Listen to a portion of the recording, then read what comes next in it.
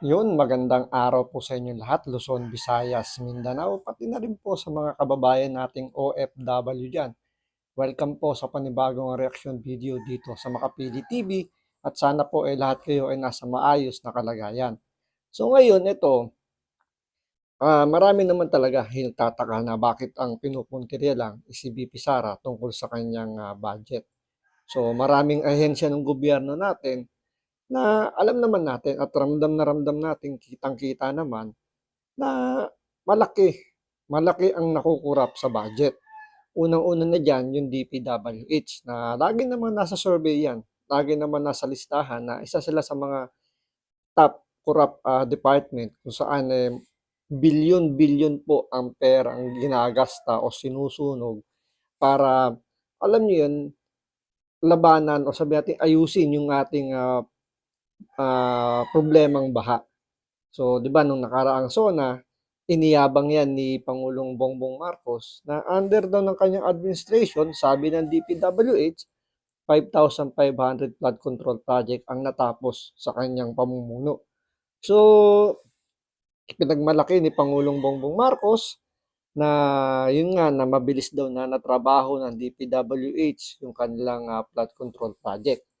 And then yun nga, nasubukan ng bagyong Karina, lumubog ang halos buong Metro Manila at ngayon hinahanap na po yung pinagyayabang na 5,500 project.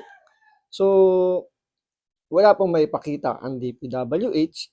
So, nagkaroon ng ng investigasyon at doon natin nalaman na wala palang master plan pagdating sa flood control project.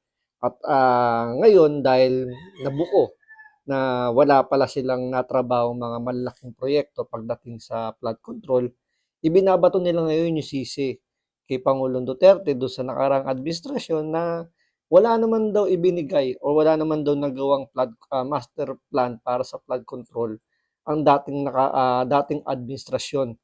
Siyempre kay Pangulong Duterte 'yon. So, nakita niyo yung yung pagkakaiba na itong mga 'tong administrasyon natin ngayon, nagagaya na po kay Pinoy na kapag nasusukol sila, kapag naiipit na, itatapon o ipapahid yung kapalpakan nila dun sa nakalipas, yung nakarang administrasyon, para pagtakpan yung kapalpakan nila. So, nagkaroon ng investigasyon, tinatanong kung saan nanggaling, kung saan dinala yung budget para sa flood control project at doon nalaman na nga natin na halos gumagastos pala ang ating gobyerno ng 1 bilyon, 1 bilyong piso kada araw para labanan o para tuldukan na yung problema sa baha, pero ganun pa rin yung nangyayari, parang mas lumala pa nga 'di ba, yung problema natin sa baha. So konting ulan lang, kita niyo na parang ilog na kaagad yung mga lansangan natin. So dumaan yung budget deliberation, nanghingi ng panibagong budget. So bago pa lang manghingi ng ng budget. So pumalpak yung DPWH dun sa pagbibigay nila ng maling report kay Pangulong Bongbong Marcos. So ba't natin inuulit lagi yung yung kapalpakan? Kasi alam nyo, imbis na kastiguhin kasi ni Pangulong Bongbong Marcos yung DPWH dahil dun sa kapalpakan nila sa pagbibigay ng report. Kasi napahiya si Pangulong Bongbong Marcos, di ba? Kasi iniyabang niya eh. Yung report galing mismo yun sa DPWH sa 5,500 project. Kasi kung titingnan mo, yun, marami yun. 5,500 natapos during Marcos administration. So, ibig sabihin, marami silang natapos. So, dapat, yung baha, kung hindi man mawala, is malesen. So, dahil nga pumalpak, nakita naman natin, talagang halos naging ilog yung buong Metro Manila, pati yung mga karatig probinsya, di ba? Halos naging ilog. So, ibis na kastiguhin ng Pangulo natin yung DPWH, ipinagtanggol pa. So, paano niya pinagtanggol? Eh, sabihin ba naman niyang yung mga nagawang flood control project daw ng DPWH, eh, hindi na raw akma dahil daw sa climate change. Diba? Imbis na, alam yun, saan ka naman nakakitang gagawa ng isang proyekto na hindi malang pinag-isipan at hindi ba nila alam na ang climate change nangyari na, matagal na. So, humihingi ng budget ang gobyerno diyan, may mga forum silang ina-attend sa ibang bansa, may mga locally forum din, pinag-uusapan yung climate change. Pero hindi alam nila na hindi na pala angkop yung kanilang ginagawang flood control project. So, pinagtanggol ni Pangulong Bongbong Marcos. Kita nyo yung yung, alam, parang tanggap niya na kahit maging palpak yan, siya yung maging sisi, sasaluhin niya. So, imbis na kastiguhin, dahil napahiya siya, pinagtanggol pa. So, ngayon, dumaan na po yung budget deliberation, nanghingi ng bagong pondo, yung DPWH. So, yung mga nagtanong naman na ano nangyari sa flood control project, pero ramdam mo na na malamya, ampaw, walang laman, walang diin. Masabi lang na natanong yung flood control project ng DPWH. So, masabi lang na, kumbaga, nilalabanan nila yung kanilang advokasya na pera ng taong bayan yan. So, public office is public trust. So, kailangan nilang busisiin yung mga budget dahil pera daw ng taong bayan yan. Pero pagdating sa DPWH, parang amlamya-lamya nila na hindi man lang alam niyo yung wala man lang kaanghang-anghang, wala man lang kabigat-bigat, wala man lang ah, sabi nga nila hindi nga man lang pinagpawisan yung sekretary ng DPWH para ipagtanggol yung pondo para sagutin kung ano nangyari doon sa flood control project, pero nailusot kagad sa unang reading lang. So, totoo yung sinasabi ni VP Sara na yung budget deliberation na yan is parang moro-moro lang. Masabi lang na at kinastigo or sabihin lang na binabatikos o binubusisi yung budget, okay na. Pero pag hindi ka kaalyado ng administrasyon, doon kanila pupuruan tulad ng nangyari ngayon sa Office of the Vice President na ang pinupuntuhan nila is lagi yung confidential funds na nagamit daw within 11 days or 15 days lang yung 125 million. So, ganun nila sobrang busisiin yung budget to the point na halos lahat ng kongresista nagtatalon na lahat gustong makapagtanong, maimbestigahan si VP Sara. Nag-uunahan pa sila. Pero bakit dito sa pagdating sa budget ng DPWH, parang ang nagtanong lang yung Makabayan Black na halatang-halatang hawsyaw lang yung pagtatanong para lang masabing nagbusisi sila ng budget. Kasi kung talagang gusto nilang busisiin yung budget ng DPWH, hindi dapat lulusot kagad ng ganun-ganun yun. Considering 1 billion a day yung kanilang ginagastos, para sa flood control project. Pero still, nakalusot pa rin, umabot na sa plenaryo, at may nag-motion pang isang kongresista na gusto pang dagdagan yung budget ng DPWH. So, kulang pa yung 800 million na billion 800 billion na pondo ng DPWH, pinadagdagan pa ng isang kongresista ng isa pang billion para maging ng pinadagdagan pa yata ng 100 million, 100 billion para maging 900 billion yung pondo ng DPWH. So, nagdagdag sila ng 100 billion. So, bakit nagdagdag ng 100 billion? So, mukhang totoo rin yung sinasabi ni VP Sara tungkol dun sa ginawa sa kanyang DepEd nung siya pa yung mahawak niyan, na may lumapit na kongresista at hinihingi yung portion o yung komisyon doon sa repair ng classroom or pagpapatayo ng classroom ng DepEd. Kaya ang ending, hindi makapagpatayo ng mga classroom or ng makapag-repair ng classroom yung DepEd dahil nga wala ng pondo. Yun tinutukoy din ngayon ng COA kumbaga isa yun sa mga napuna sa DepEd under VP Sara. So may connection kung bakit hindi nakapagpatayo o nakapagpa-repair ng classroom yung DepEd under VP Sara kasi nga kinuha ng Kongreso yung budget. So same thing dito sa DPWH, mukhang yung idinagdag nila, doon din kukunin yung komisyon. Di ba? Mukhang, may related di ba? Kung titingnan mo yung pattern, mukhang ganun yung mangyayari. Dahil nagdagdag sila ng budget, So, posible meron ding congressman na lalapit do'n sa secretary ng DPWH para kunin yung portion or komisyon nila doon sa budget ng DPWH sa flood control project. Kaya nga rito maganda yung mga sinabi rito ni Attorney Vic Rodriguez. Ngayon, sa mga hindi nakakilala kay Attorney Vic Rodriguez, siya po yung dating abogado ni BBM. Siya po yung abogado na tumutulong kay BBM na sagutin yung mga issue nung siya ay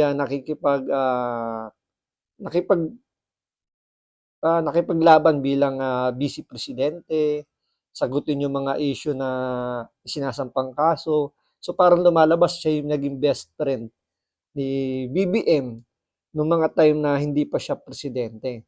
So, nung nanalo na maging presidente si BBM, inilagay siya bilang executive secretary.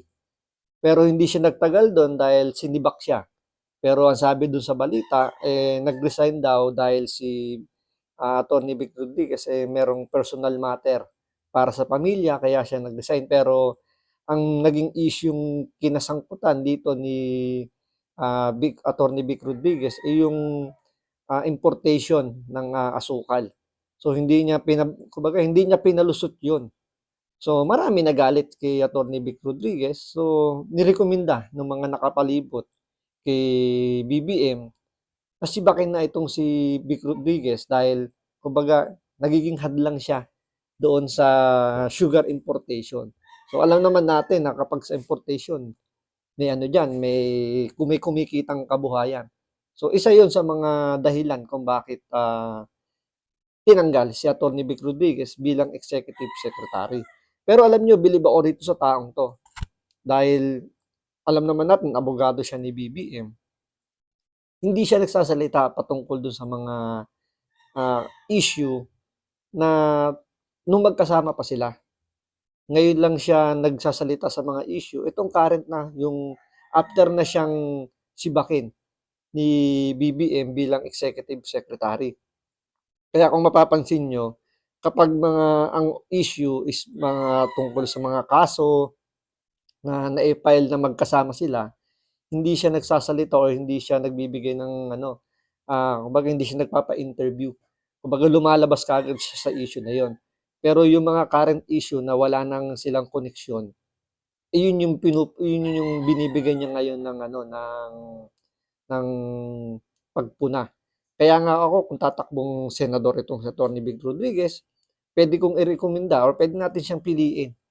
Kasi nga sabi nga natin, 'di ba, kung gusto natin ng pagbabago, maglagay tayo ng bago. So, para po sa akin, fit na fit itong si Atty. Vic Rodriguez. Kesa naman maglagay tayo ng mga datihan na mga, alam mo, ang tagal-tagal na nasa Senado, parang hindi naman natin nakikita. Mas madalas pa nga natin nakikita sa Batang Quiapo kesa naman nakikita natin sa Senado.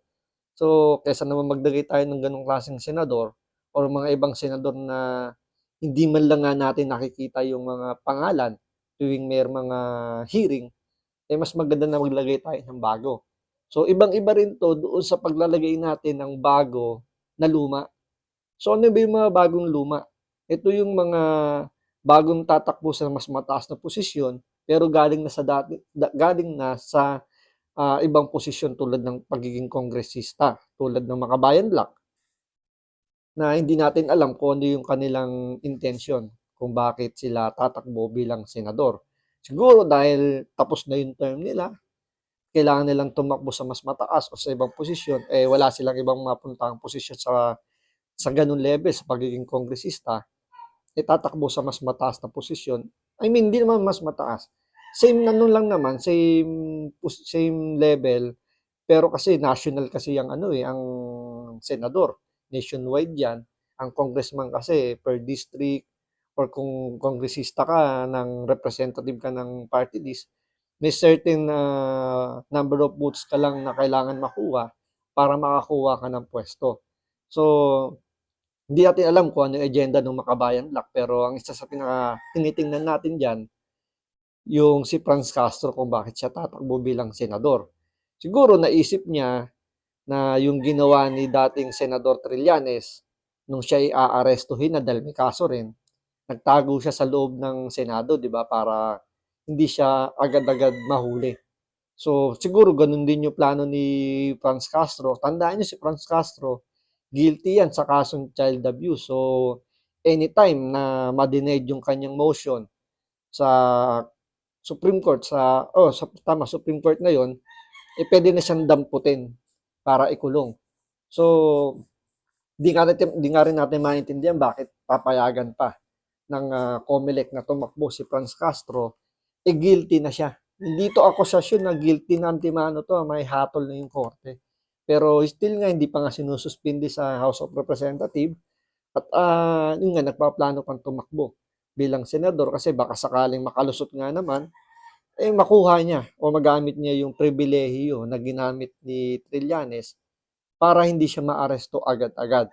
So ito, pag-usapan po natin o pakinggan po natin itong mga pinahayag ni Executive Secretary, former Executive Secretary Vic Rodriguez tungkol sa budget hearing, particular dito sa DPWH na sabi ko nga hindi man lang nga pinagpawisan yung secretary doon para i-defend yung budget. Pero ito yung kanyang mga napuna rin ng maraming kababayan natin.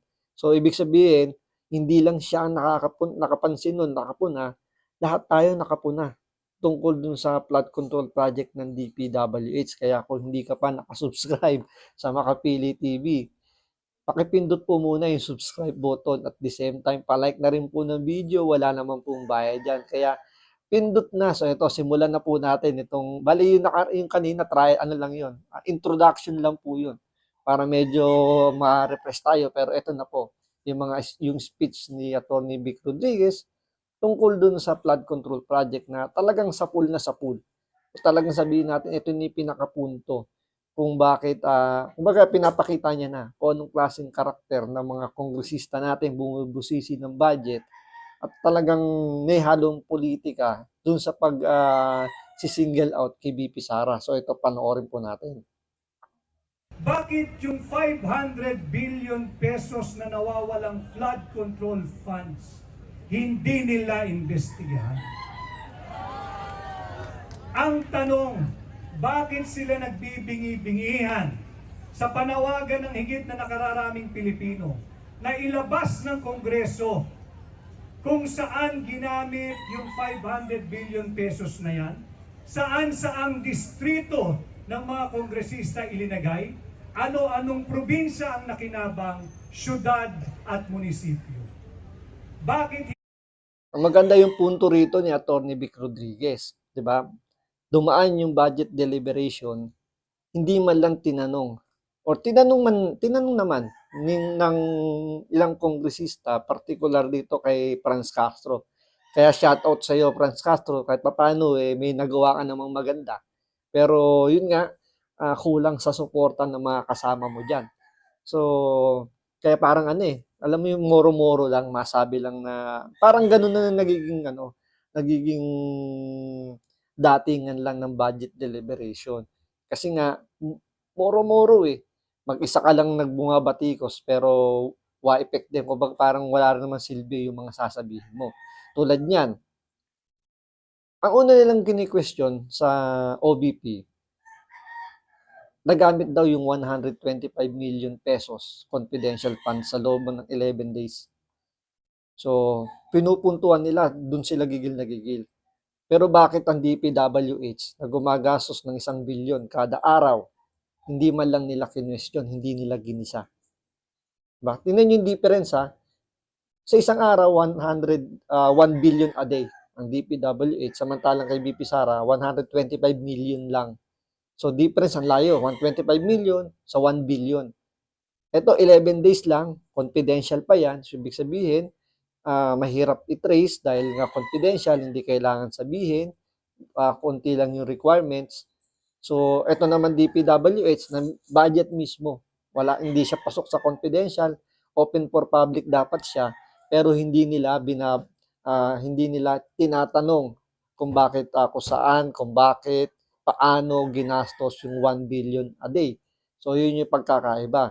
Tapos, tinatanong nila yung confidential funds, kung saan daw ginamit, ano daw yung mga pinagamitan ng budget na yan, saan-saan at sino-sino daw nakinabang. Pero dito sa flood control project ng DPWH na 500 million ang ginastos, hindi man lang tinanong kung ano-ano mga proyekto to, saan nakalagay, sinong mga kongresista yung humawak ng proyekto na yan, sino-sino yung mga kontraktor na humawak ng flood control na yan, saan-saan yan inilagay, hindi man lang nila tinanong para man lang maimbestigahan kung totoong merong flood control project. Kasi madaling, alam niyo yung naging kalakaran na kasi sa gobyerno natin na whether merong project o wala, basta may sumiting dokumento is okay na. Wala naman nakakasuhan. Kaya nga yung, yung sinisigaw nila sa OVP na kailangan daw may accountability ang VP Sara na ang Vice President pagdating sa budget. Pero bakit yung mga secretary walang accountability pagdating sa pagsusunog ng budget na bilyon-bilyon ang sinusunog ng DPWH. So ito yung pinupunto ni Atty. Vic Rodriguez sa mga kongresista natin, sa mga mambabatas natin, na kayo gigil na gigil kayo dun sa 125 million na ginastos ng OVP sa loob ng 11 days. At tinatanong nyo kung ano yung mga pinaggamitan, gusto nyo i-itemize pa. Eh bakit ang DPWH na gumagastos ng 1 billion kada araw, total of 500 billion yung kanilang ginastos para sa flood control project, hindi nyo man lang tinanong yung tinatanong ng taong bayan, ng mga constituent nyo, kung saan, sino, paano ginamit yung budget. Pero pinalusot nyo kagad at dinagdagan nyo pa. Yun yung request ng isang congressman dahil kulang pa daw yung project, yung budget ng DPWH para daw ma-perform nila ng maayos yung trabaho nila. Eh nag-request pa ng additional 100 billion para daw sa flood control project. Hindi nila ilabas ang magkakanong halaga at higit sa lahat, sino-sino yung mga kontratistang nakinabang sa nawawalang 500 billion pesos na flood control funds. Atin silang panagutin. Sapagkat hindi upe pwedeng pag-umulan na lamang, wala na po tayong peace of mind. Babaha, magliligpit, maglilinis, tatanggalin ang putik. Hindi pa nakaka-recover yung nabaha, another round of baha. Hindi Isa rin yan sa mga sa mga dahilan kung bakit ayaw nilang ayusin yung trabaho. Kasi nga naman, kung mawawala na yung baha, mawawala na sila ng pagkakakitaan. So, kaya nga kung mapapansin nyo, yung flood control project na yan, yung mga proyekto patungkol dyan sa baha, hindi ginagawang pulido. Tulad na lang ng mga dike, di ba? Sa mga probinsya, bakit nasisira kagad? So, sinasubstandard yan. So, pwedeng sinasadyang maging substandard para pag dumaan yung bagyo, masira at may panibagong project na naman. Diba? Siyempre, pag may bagong project, may panibagong kikita na naman. So, sino ba magpupropose ng project na yan? Kongresista. Hihingan ng budget ng kongresista, ilalagay sa DPWH.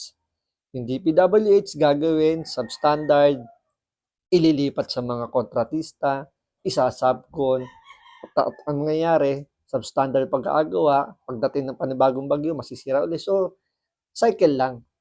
Kaya nga sabi rito ni Atty. Vic Rodriguez, hindi pa nakaka-recover, andyan na naman. Diba? Parang tuwing nalang magbabaha, andyan na yung parang nasanay na yung mga Pilipino na every time may darating na bagyo, maglilinis at maglilinis na lang ng putik ng bahay nila. Kumbaga wala nang nagiging normal na lang.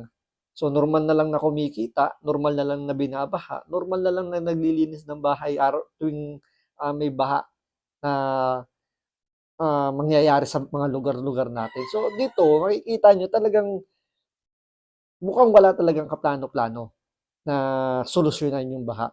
Same thing din dun sa may nagsasabi rin, alam niyo yung sa may papuntang Baguio, yung rock netting daw.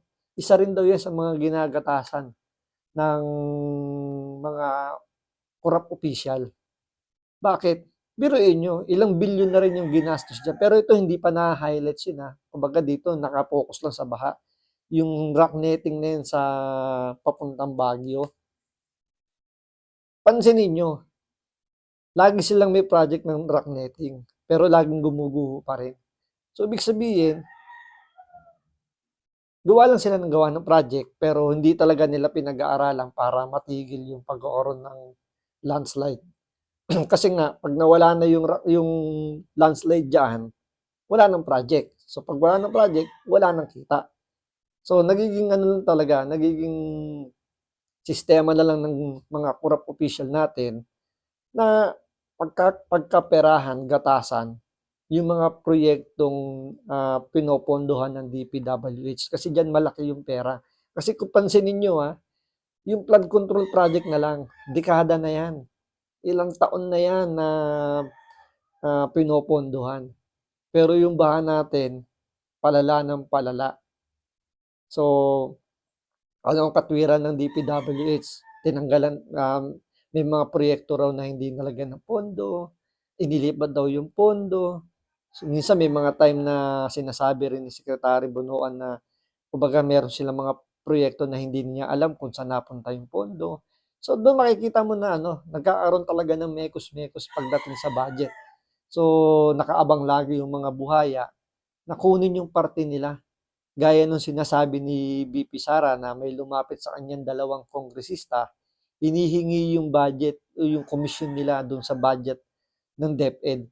So malamang sa malamang, ganun din yung nangyayari dito sa DPWH. Kaya nawawala yung mga proyekto, nawawala yung budget kasi laging may nakaabang na hinihingi yung komisyon. Siyempre, kapag tinanggal mo nga naman yung komisyon nila doon, yung pondo para doon sa proyekto, mababawasan o mawawala.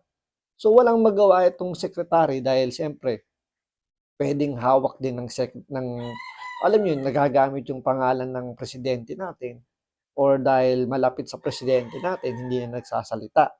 Kaya nga mapapansin mo na hanggang ngayon, hindi nga man lang nagbigay ng anong statement yung Pangulo natin patungkol dun sa sinabi ni BP Sara. Ang nagsalita lang si Romualdez, pahaging pa, hindi pa binanggit yung pangalan ni BP Sara. Pero mas bilib ako kay Saldico, katapano siya, nagtumayo siya, binanatan niya rin si BP Sara. So doon medyo pumapalag-palag si Saldico, pero yung mga sinabi naman niya, puro parang ad hominem lang, na wala namang ebidensya o wala man lang direktang sagot dun sa akusasyon ni BP Sara. Pansinin niyo, wala nga nagpapatawag ng hearing or patawag si BP Sara para patunayan yung kanyang aligasyon dun sa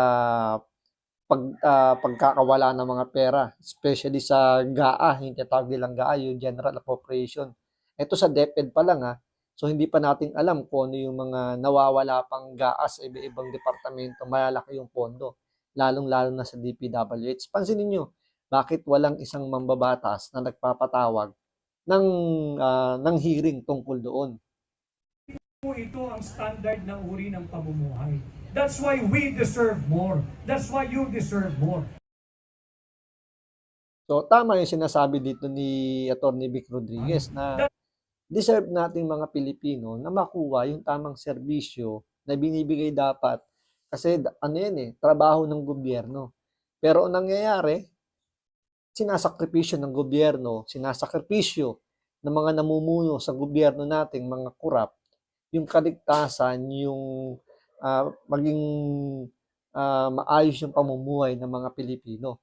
So, sana kung ito si Atty. Vic Rodriguez ay tatakbong bilang senador, sana pag-isipan natin na baka pwede natin siyang piliin para mailagay natin sa Senado kasi ito matalino, magaling, ramdam natin o ramdam ko ito medyo may puso to para maglingkod sa mga kababayan natin at mukha namang merong sariling paninindigan kasi kung titingnan nyo, pwede niyang gamitin yung mga nalalaman niya kay Bongbong Marcos pero hindi siya nagsasalita dahil nga bilang abogado, nirerespeto niya yung kanilang relationship between client and lawyer. So, masasabi natin itong si Atty. Vic Rodriguez ay maayos. Kaya pag-isipan po natin na sana tumakbo itong bilang senador, pag-isipan din natin. So maraming salamat sa panonood. Ingat po kayo lagi. God bless.